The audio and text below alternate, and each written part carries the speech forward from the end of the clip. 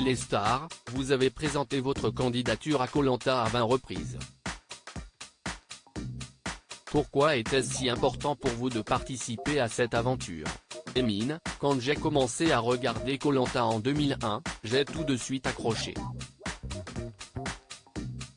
L'aventure humaine, le challenge, le dépaysement, ça m'a tout de suite parlé. J'avais envie de ce challenge, de me sortir de mon quotidien, de me remettre en question et de voir ce que je valais. Qu'est-ce qui a été le plus difficile pour vous au cours de votre aventure?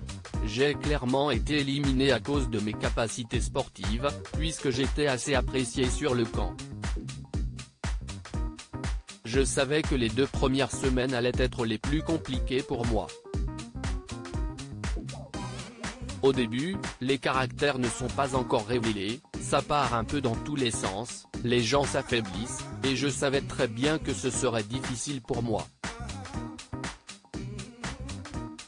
Si je n'arrivais pas à passer ces 2 semaines-là, ça aurait été une toute autre aventure. Malheureusement, je n'ai pas eu la chance d'aller un tout petit peu plus loin. J'aurais bien aimé. Outre vos lacunes sportives, vos coéquipiers vous ont reproché de vous montrer étourdi pendant les épreuves. Si est facile de dire ça, mais il faut dire que si est toujours moi qui allais au charbon. Enlever les cordes, allumer le flambeau, si est toujours moi qui prenais les initiatives. Si est facile de se cacher derrière les autres, de ne pas prendre risque, ne pas montrer ce que l'on vaut, mais ce n'est pas mon tempérament. Comprenez-vous le choix de vos coéquipiers de vous éliminer? C'était le choix le plus facile. À Koh Lanta, tout le monde cherche toujours la moindre excuse pour pouvoir mettre le nom de quelqu'un d'autre sur un papier. Là, l'excuse, c'était de dire que j'étais vieux, moins rapide. Les excuses sont vite trouvées. Mais bon, on parle toujours beaucoup de physique mais on ne parle pas du reste. Par exemple, on ne voit pas à l'écran que si Julie et moi qui avons tout préparé pour le feu.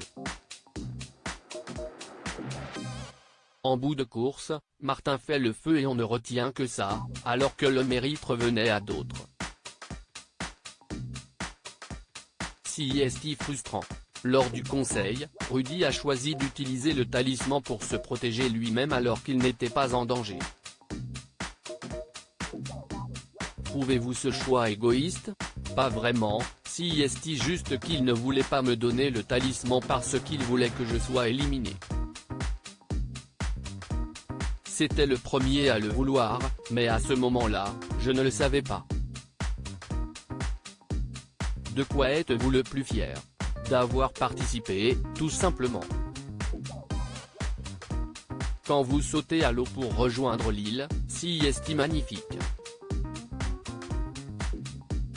Si une grande fierté d'être un aventurier de Koh Lanta. Un regret? Déjà, de ne pas avoir pu mettre une stratégie en place, de ne pas avoir discuté avec tout le monde et de m'être laissé embarquer dans la stratégie de quelqu'un d'autre, celle de voter Elena, note de la rédaction. Ensuite, j'ai fait une énorme erreur avec l'arme stratégique que j'ai trouvée. Même si j'avais un double vote, j'aurais dû montrer la fiole, bluffer et faire croire que j'avais l'immunité.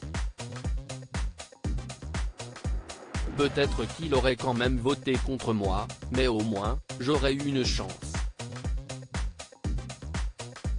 J'ai essayé de trouver les 4 votes qu'il me manquait alors que j'aurais pu bluffer. Après, j'ai cherché l'arme pendant des heures, j'étais vidé et je n'avais pas beaucoup de temps avant le conseil. Je n'avais pas les idées claires et j'ai agi trop vite. Si j'avais eu une demi-heure de plus pour réfléchir, j'aurais eu le temps de me rendre compte de ce que j'avais en main. Mais bon, on ne peut pas refaire l'histoire. Quel aventurier aimeriez-vous voir aller loin? Grace, je l'aimais beaucoup. Lequel d'entre eux aimeriez-vous voir sortir vite? Christine. Aimeriez-vous retenter l'aventure? Bien sûr, mais si ça arrivait, je me préparerais différemment physiquement. Je suis arrivé en étant trop faible.